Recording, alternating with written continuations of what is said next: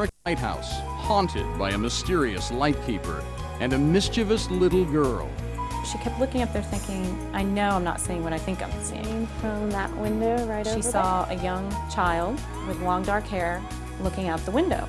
We'll go ahead and set up the infrared thermographic camera. Does anybody else smell anything? Right around in here. Cigar smoke. You smell someone smoking a cigar. In one of the pictures, there's sort of a misshapen type of a light that doesn't look round like it appeared to me. A celebrated bed and breakfast whose favorite guests are the spirits of a slave girl and a soldier who loved her. I saw fluttering from the side of my eye, and I turned around very fast, and there was a soldier. Well, certainly throughout many cultures, throughout human history, it's been believed that dreams are a way of communicating with the dead. Can you tell me what you're experiencing? Do you remember any imagery?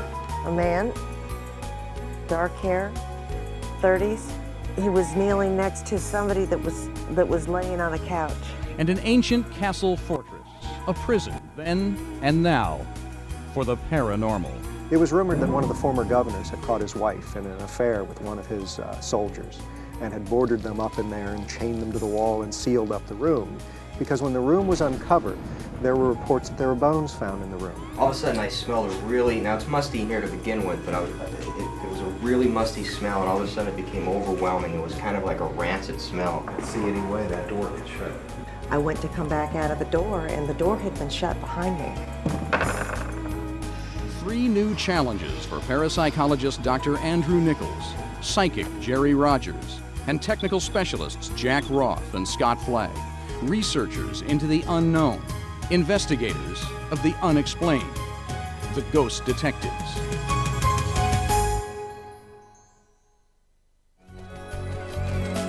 Many say St. Augustine, Florida is the most haunted city in North America. Every street, every building, every landmark is alive with history and memories. In the 16th century, Ponce de Leon dreamed of finding the paranormal here, the fountain of youth. 50 years later, his country, Spain, established a permanent city. Shortly thereafter, they built an imposing, frightening, and many say haunted fort. 2 centuries later, in American hands, the city built another haunted landmark, the St. Augustine Lighthouse. Today, the city, its many haunted inns and landmarks thrive, and for paranormal investigators and residents alike, so do the stories of ghosts.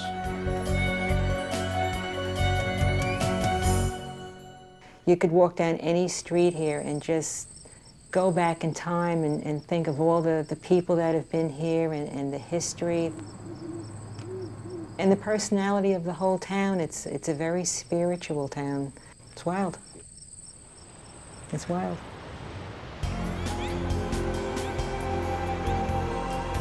A beacon for seafarers, a beacon for ghost hunters.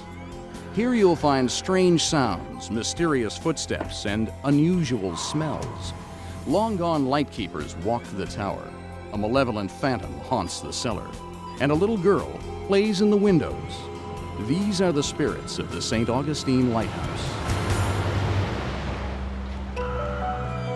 First illuminated in 1874, the St. Augustine Lighthouse was built to guide ships through the shifting sands of Florida's then busiest port. The lighthouse compound had 3 buildings. There was the tower itself, 150 feet tall with 202 cast iron steps. At its top, a celebrated Fresnel lens.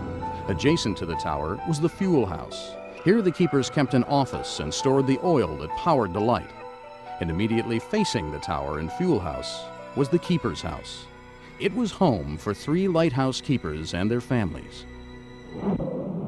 Hi, I'm Andrew Nichols. Celeste Halsema. Nice to meet you, Celeste. Nice to meet you. This is Jerry. Celeste Halsema is the curator of collections at the St. Augustine Lighthouse Museum, and like most who work here, she's had first-hand encounters with ghosts. It seems to happen to me and a couple other people quite a lot. I don't know if we're more open to it or the ghosts like us, or maybe they want us to leave. I don't know. Lights will come on in the middle of the night when there aren't supposed to be any lights on, and things will be moved around in the museum when we know we left them a certain way the night before. The cisterns are where they collected water. At the St. Augustine Lighthouse, most of the ghostly activity is centered in 4 locations. There's the basement of the lightkeeper's house. Here there are 2 large cisterns. Often, visitors feel a certain malevolence next to the cistern on the left. Some say they've seen apparitions moving through the space. Even now, as Celeste guides team leader Andrew Nichols through the basement, she can feel the presence. Do you still feel the sensation here, or is it? I don't know, maybe it's just because we've been talking dissipated about a it. little? Still there? But yeah, I still have shivers up my back a little bit. That's the only one that kind of is a little scary to me, that is unpleasant feeling. This is, of course, the oil house into the base of the lighthouse here. There's the fuel house, also called the oil house. Here, many people have reported the smell of smoke, reminiscent of a lighthouse keeper from long ago. You smell someone smoking a cigar very, very strongly, standing right next to you practically, it seems like. But there's nobody there. You walk away, you can't smell it anymore. There's the tower stairwell. Here there have been reports of voices, footsteps, and a bucket moving. One of the kind of strangest things, I guess, that happened to me was I was in the lighthouse one morning, and there's a bucket in the lighthouse about 3/4 of the way up the tower. So this is the base of the lighthouse here. We were down in the basement, or the base of the lighthouse, and I heard that bucket being picked up. On this landing is a bucket that tourists can pick up to see what it was like to be a lightkeeper. It makes a very distinctive noise. It's not the creaks and groans of an old building. It's not the stairs moving. It was definitely that bucket. That was a little bit freaky because there was nobody else in the tower.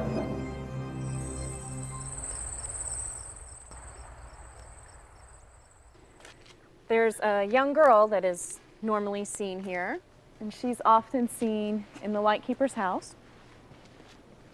And usually when people see her at night, it's from that window, which is the 3rd one. I came out here one day with a friend of mine, and she didn't know anything about the ghost stories, but I was telling her about some of my experiences in the tower.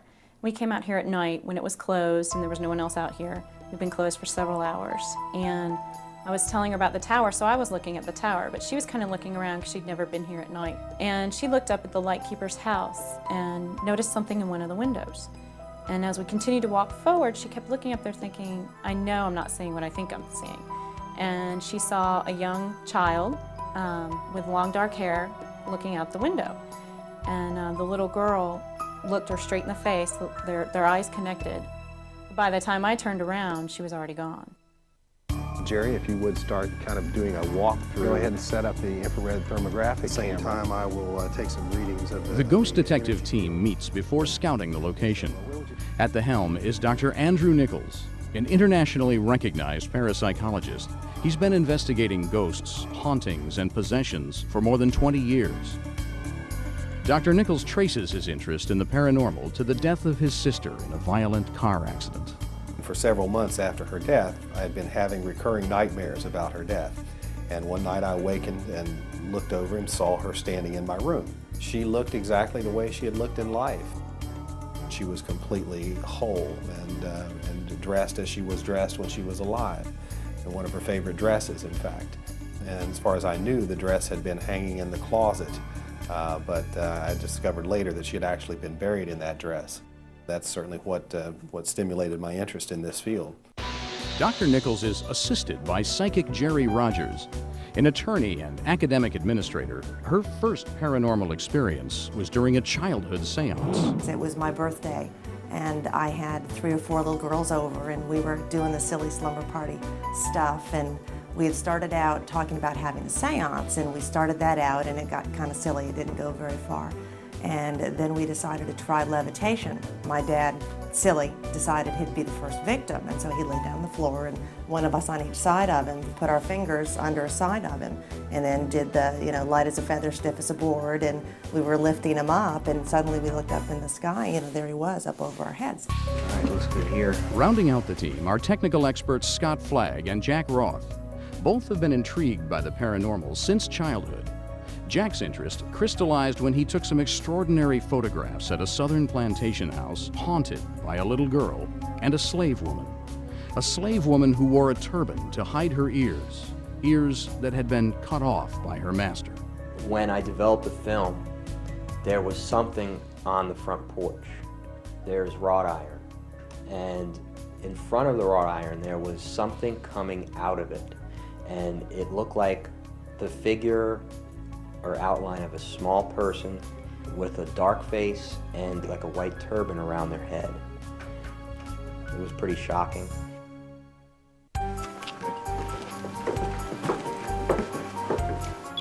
For their site survey, Dr. Nichols, Jack, and Scott will analyze the lighthouse area's general electromagnetic activity.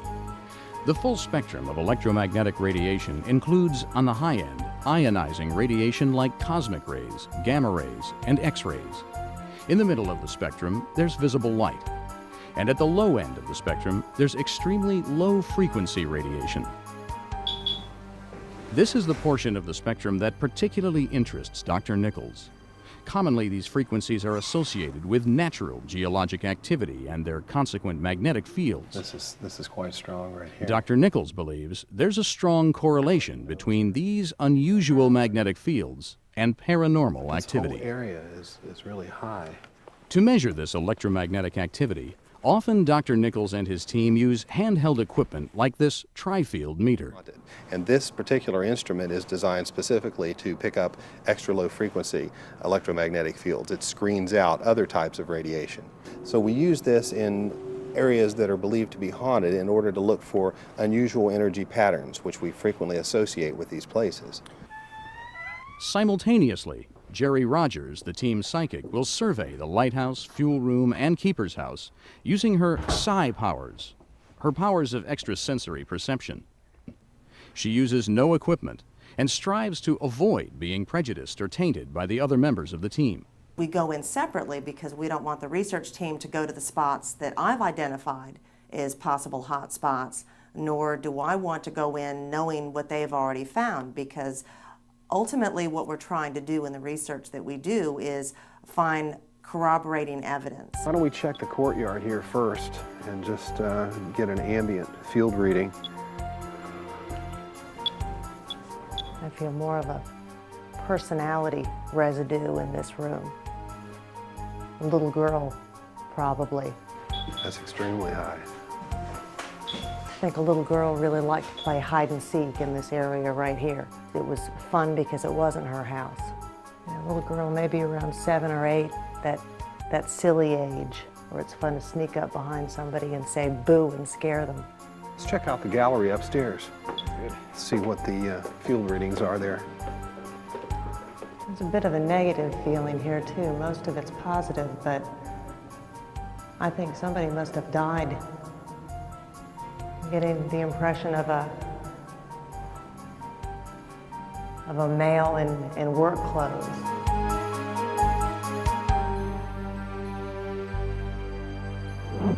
We finished our preliminary surveys. I thought we would talk a little bit about what the plan is going to be for today. The strongest impressions that I got were downstairs in the basement down here towards the stairwell, and then on the, I think it's the second landing of the lighthouse. Those were pretty much the strongest. Also the gallery seemed to be a significant place, probably a place we should check out more thoroughly, kind of halfway in between the center of the room, perhaps. The gallery upstairs on the second floor. Top floor. So those would be the 2 areas that you think we should focus on? Yes. Okay. Following their site survey, comparing notes, the team agrees to target 3 areas for further investigation. Given the frequent and inexplicable sounds in the tower, they'll place audio recording equipment hoping to document EVP, extremely low voice phenomena, a sound recording technique that some believe allow the living to hear the dead. Okay, it's now 3:17. Upstairs in the gallery, where the ghost of the little girl has frequently been seen, they'll lay out a table of playful objects, hoping the ghost will move one or all of them. And in the cellar of the keeper's house, noted for both malevolent sensations near the cistern as well as the playful ghost at the bottom of the staircase, tech experts Scott Flagg and Jack Roth will set up a series of computer-monitored sensors and motion detectors. And in both the gallery and the cellar, they'll document any paranormal activity with thermal and infrared cameras. Primarily, infrared cameras are used at night under zero lux conditions where there's no ambient visible light, and they enable you to see in the dark, basically, by bouncing infrared radiation off of objects. This is a thermovision camera. For the purposes of paranormal investigations, it measures temperature variance. For some reason or another, paranormal phenomena seems to be captured quite frequently on the infrared spectrum with infrared cameras. The darker the color, the colder the area. These entities or this energy, they tend to be colder. With this, we're able to see it. With their equipment in place, Scott and Jack seal the gallery and the lighthouse and head for the courtyard. Have you all checked out the bathroom yet? No, The women's bathroom? no. Well, did you experience something in there?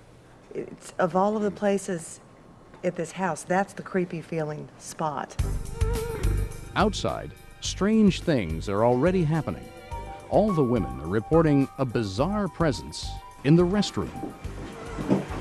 The geomagnetic field is high there, and there's also a large electromagnetic field surge right here. Did you go in the restroom itself? Because that's where it feels the strangest. It's quite high. Right there where the mirror is, for example, still very high. What about in the stall itself? We have to find out what's behind this door, though, and the door is locked. There could be some type of Imagine it might be electrical. an air conditioning duct. Ask Celeste, though, about the door. Is that an air conditioning unit in there? It's the breakers. Discovering a large air conditioning unit, Dr. Nichols believes he has an explanation for the restroom's bizarre sensations.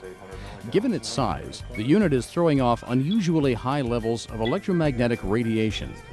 In conjunction with the lighthouse's already established unusually high geomagnetic activity, visitors to this spot may be experiencing a compound effect. So in the restroom, we have a combination of a high electromagnetic field and the geomagnetic field, which is pretty much natural to the house itself.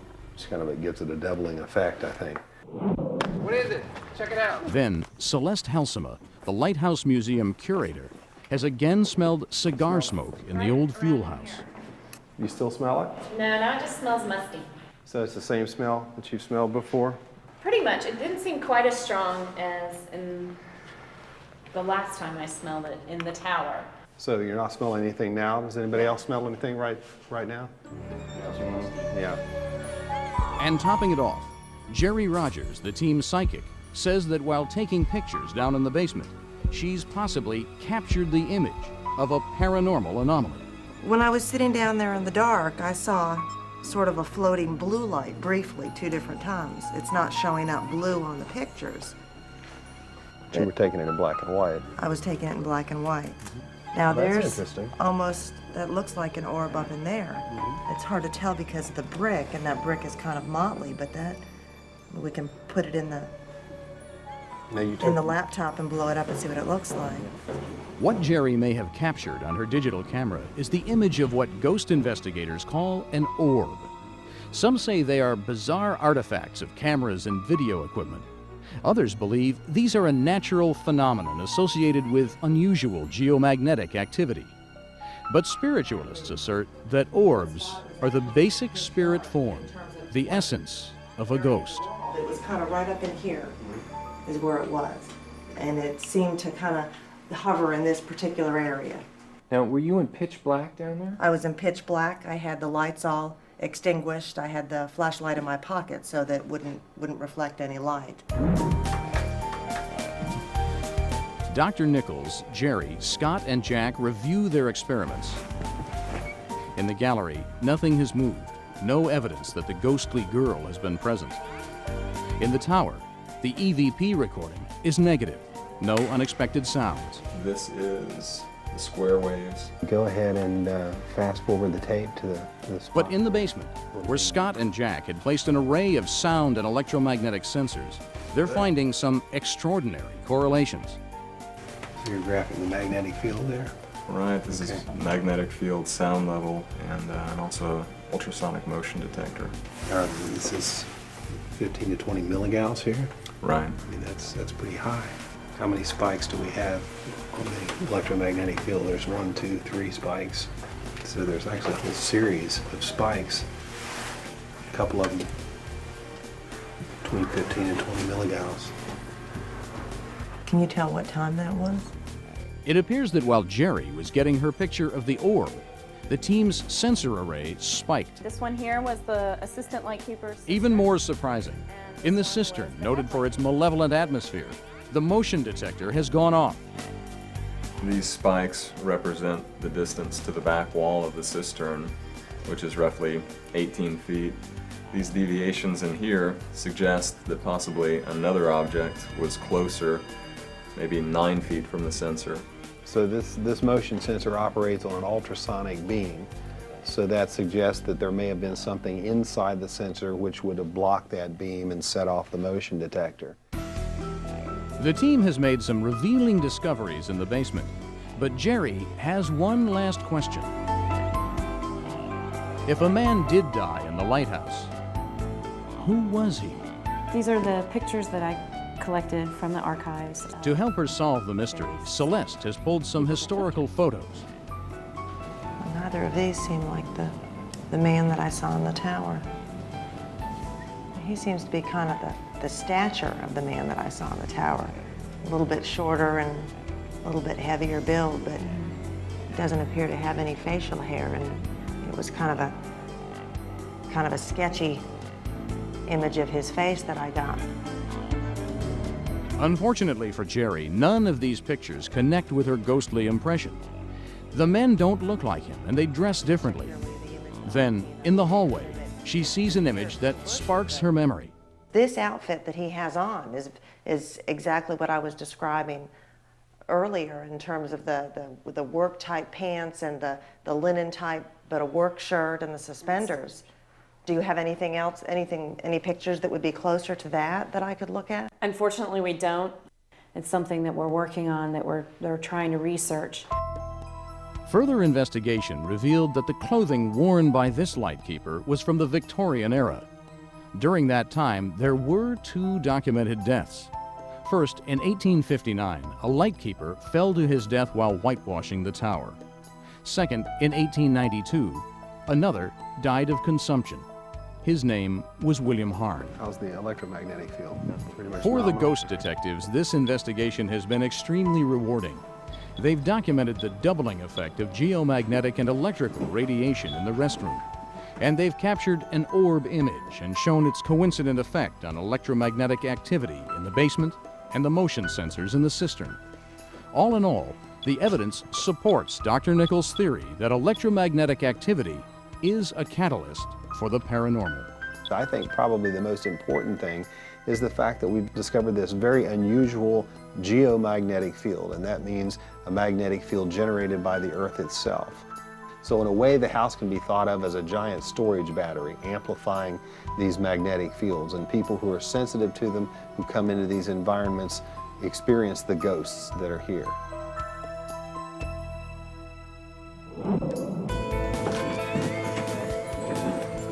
The St. Augustine Lighthouse, a home for ghosts and a destination for ghost detectives. Given the history and these new discoveries, it's likely that the sightings will continue, and it seems for visitors and staff alike that they're welcome. At the St. Augustine Lighthouse, ghosts are just a part of the history, past, present, and future. Most of them don't bother me. It's kind of nice having some of them in the tower because you feel like someone's actually keeping an eye on the tower when no one's here. This is their home. Castles, dungeons, and ghosts. You don't expect to find all of them together in the United States, but in St. Augustine, Florida, the oldest city in North America, you have all 3, and a haunted history at the Castillo de San Marcos. Built in 1695, the Castillo was Spain's northernmost outpost in the New World. Its commanding location protected the town, the bay, and the Spanish treasure fleets returning home. Beginning in 1763, the Castillo was briefly held by Great Britain, but in 1821 it was ceded to the United States. In the 19th century, during the Indian Wars, the American military periodically used it as a prison for Native Americans. Plains Indians, Apaches, and Seminole Indians were all held here. Karen Harvey and John Stavely are experts on the Castillo and its ghostly history. Well, There definitely is a lot of spiritual activity here because of the history of the fort and how many people have come and gone. So many people have said they've had both feelings and sightings here inside the fort. There's a thickness that many people report, just a heaviness as they walk through some of the rooms.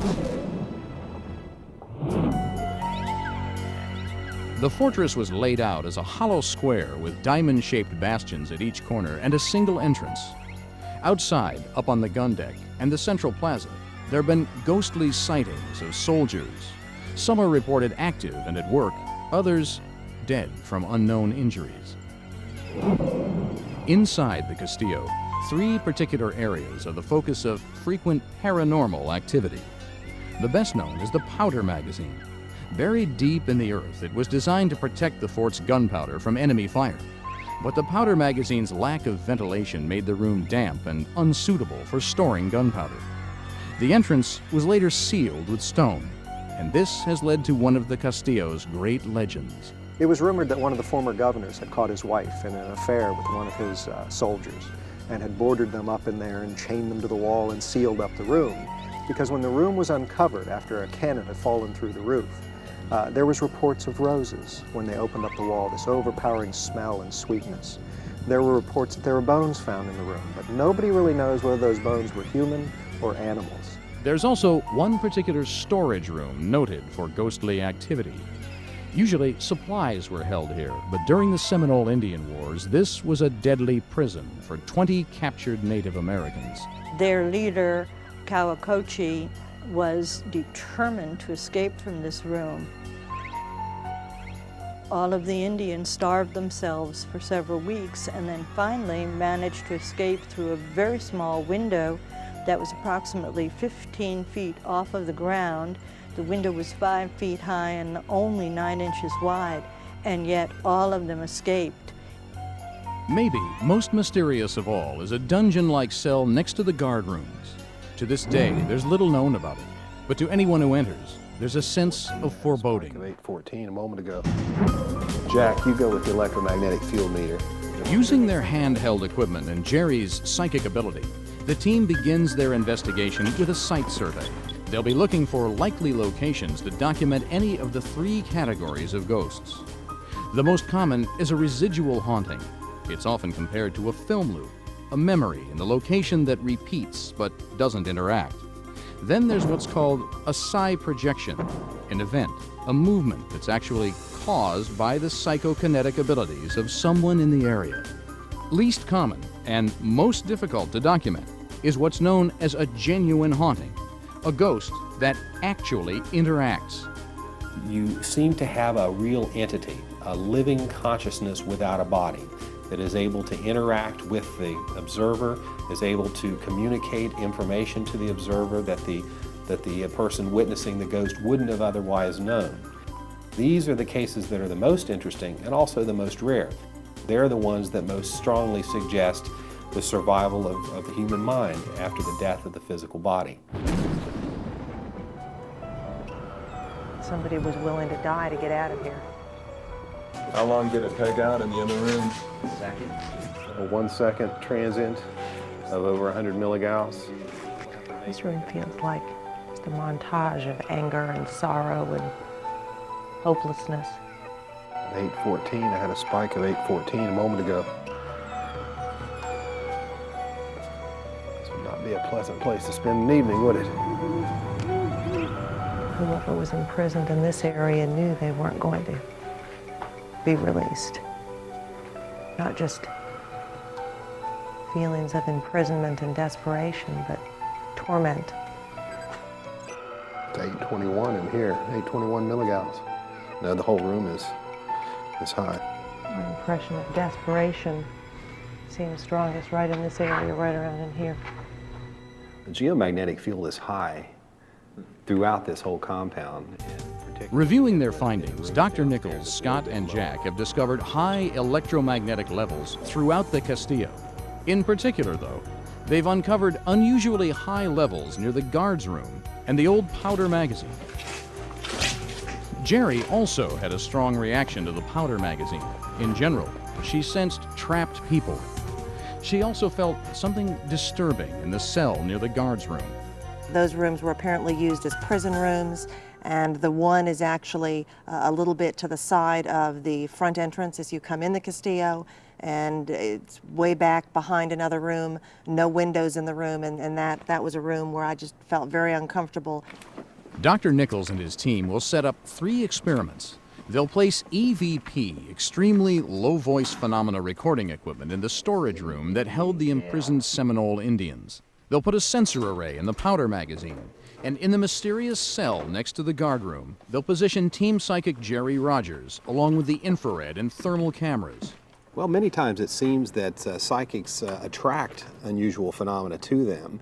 They have an unusual bioenergy field that surrounds their body, and many times these orbs that we've been able to photograph in the past will be attracted to that field. And if there is an intelligent entity of any type there, she may be able to establish communication with it.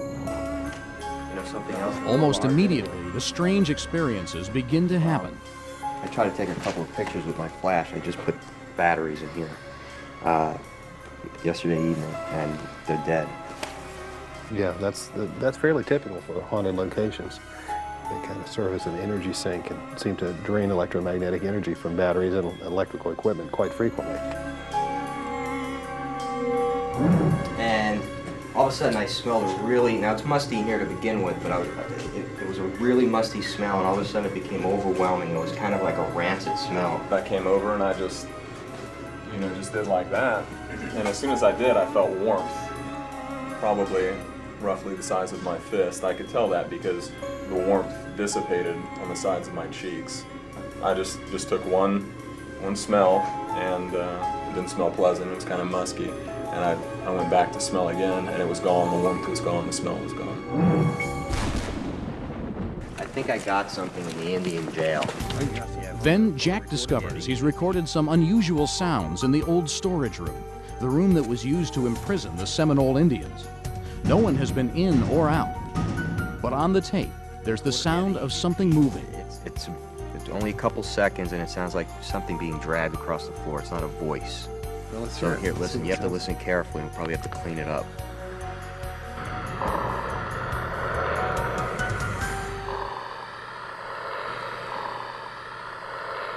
So it's about, what, 2.5 seconds there? It's it looks very like. brief, yeah. And this is just the lead in. This is like the normal room noise or microphone pickup. Even more amazing, as Jerry was snapping pictures in the mystery cell next to the guard room, she had a frightening experience.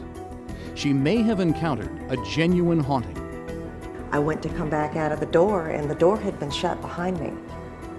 That's very strange. You talking about the prison back here? Well, we definitely need to check that out.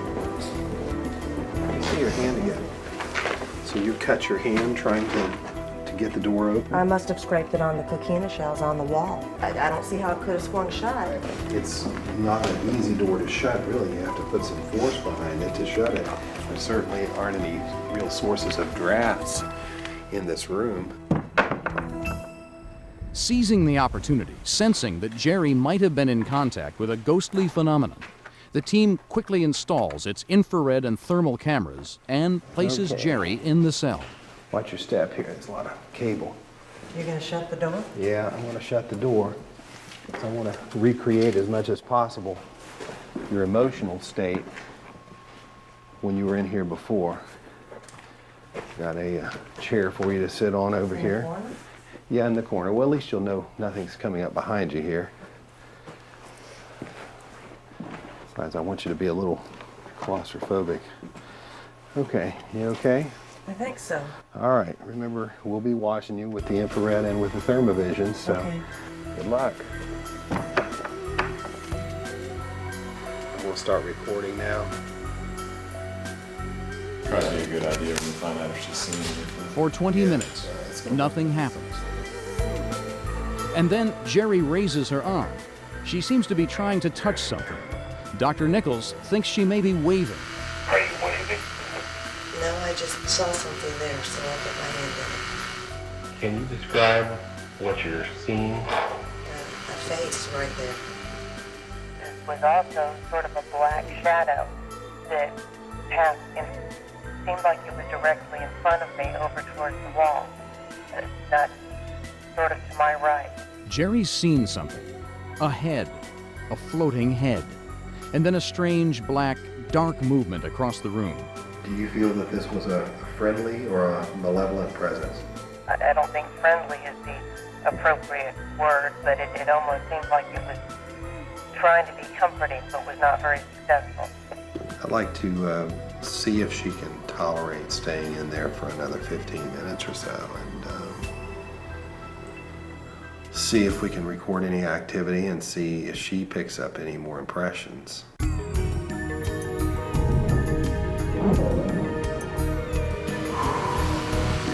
Andrew, can I come out now? Are you having a problem? Can I come out now? I think I'd like to come out now, please. Okay, I owe you a big steak dinner. Sensing her distress, Dr. Nichols helps Jerry out of the cell. She's still haunted by the sense of a personality with her and a face. While I was doing that, I felt like something came in and held my hand for just a couple of seconds. And at first it was a very comforting type of a feeling because I had tried to tune out where I was and that I was uncomfortable being in the dungeon room with the door shut. I had opened my eyes and was looking around to try and get my bearings, and right here to my right I saw what appeared to be a profile of a man's face, just the face. And I had reached my hand out to touch it, to see what it felt like, to see if it was hot or cold. And as I reached my hand out, I couldn't see it anymore.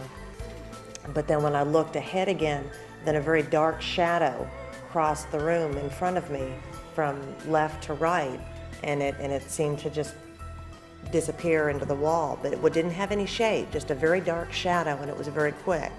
And that was when I hit the walkie-talkie and asked if it was okay if I came out. For the ghost detectives, it's been an extraordinary investigation. Hotspots, bizarre sounds, and maybe most amazing of all, a possible contact with one of the rarest of paranormal phenomena, a ghost that acts and reacts. I think it's very likely that this is a genuine haunting. I'd rate this as a very important case, and I think it's certainly worthy of further study.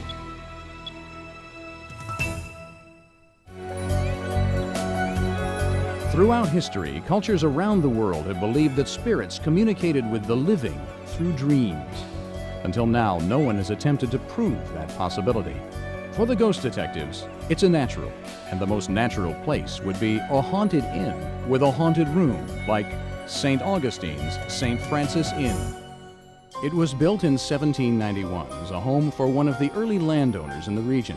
By 1845, the property was used as a boarding house. Originally, it had just 2 stories, but in 1888, the attic was converted to a 3rd story. Here's where 2 star-crossed lovers met, a soldier and a slave girl. The room became known as Miss Lily's room, and probably no one knows Miss Lily, the inn, and the room better than Beverly Lonergan, the assistant manager of the St. Francis Inn. Lily got pregnant. For whatever reasons, the family did not like that. And from here, the stories, it goes into many different stories. We heard that he was so distraught that he went up to the room where they rendezvoused, where they met, and he hung himself. And then we heard another story that they banished Lily. And then we heard that Lily killed herself. Also, what we do know is that there are spirits here, and there are 2. They're definitely here at the St. Francis Inn. Countless visitors have seen evidence of Lily and the man she loved. Brenda herself has seen them both, though not just in Miss Lily's room. Brenda saw Lily's soldier lover in the dining room. I was writing on my ledger, and I saw fluttering from the side of my eye, and I turned around very fast, and there was a soldier right on the doorway, leaning with his arms crossed, very comical, just smiling. He was obviously a soldier. He had a hat that went in 3 points. And he had, I remember seeing shiny gold buttons. It was a very fancy uniform. And he seemed nice. He was comical. And it was I've never seen any flowing images. This is real people. And the image was this fast that I'm not sure, did I see what I think I just saw? And I shut my book and went home. Brenda saw Lily herself on the second-floor landing. Walking right past me was the back of a woman, not the face, but the back. And again, very tiny person with very black, coarse hair, carrying either towels or a baby. I saw the back of her, and she went into one of our rooms, which is a suite on the second floor. So this is the area where you had seen the second apparition at the top of the This is stairs? the second floor landing of the St. Francis Inn. This is Elizabeth's suite, She went right into that room? where I saw her go right in. This is the end of the hallway. We've also had some feelings in Anna's room. Anna's room had some activity in there as well? Yes, we sure Yeah. did. Actually, the energy levels are high all over the house. Yes. But the most active location in the St. Francis Inn is Miss Lily's room itself. Here, there have been apparitions, strange noises, and poltergeist activity, objects moving, things shaking. You'd think it would scare customers away, but many actually prefer this room. What I think would be a good idea, particularly since there's so much activity here, is maybe we can do a dream survey, a dream monitoring study. Throughout many cultures, throughout human history, it's been believed that dreams are a way of communicating with the dead, and there certainly are many parallels between the dream state and the altered state of consciousness that psychics experience when they appear to communicate with the dead. I want you to lay that way as much as possible so the camera will pick you up. In preparation, the team sets up infrared and thermal cameras and electromagnetic sensors. In addition, Dr. Nichols attaches electrodes to Jerry's temples to measure her heart rate and brain activity. Close your eyes and move your eyes from side to side under your eyelids. Across the hall, Dr. Nichols has set up a control room. Well, here we're monitoring Jerry's physiology as she's trying to fall asleep, and we're monitoring several different areas. I've got two types of brain waves that are configured here. This is the beta brain wave. That's the type of brain waves that we produce when we're wide awake.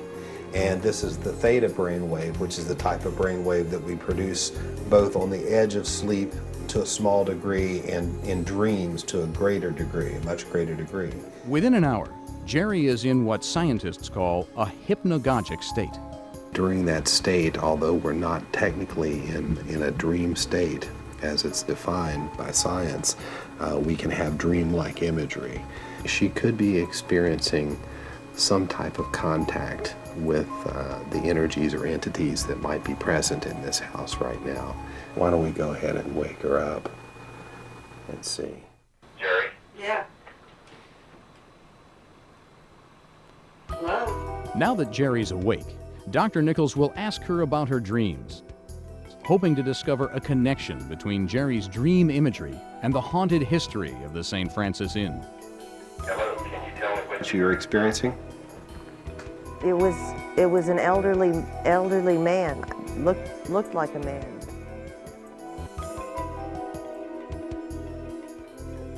He was pants tucked in boots, you know, high boots.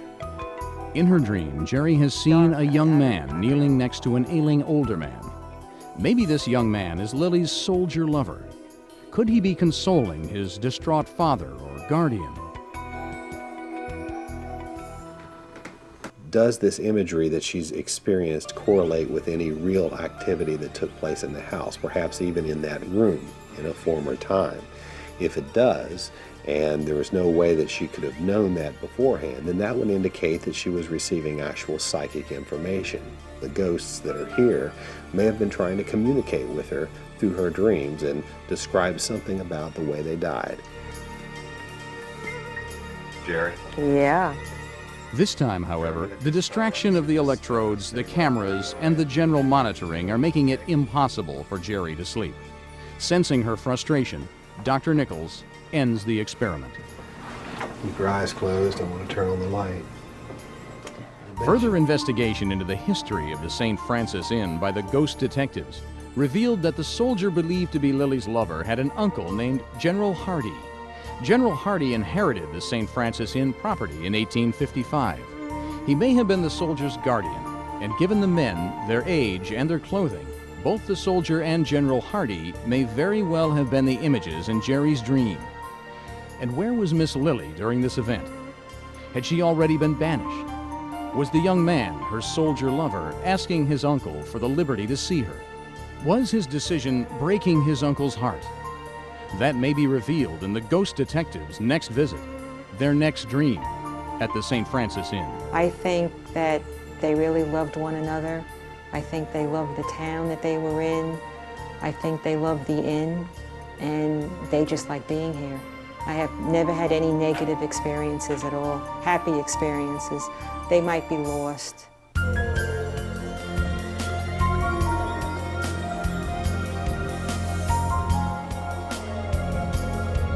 St. Augustine, Florida. A city so ghostly, for those fascinated with the paranormal, it's irresistible. A haunted lighthouse, an ancient mysterious fort, and an inn with ghostly guests.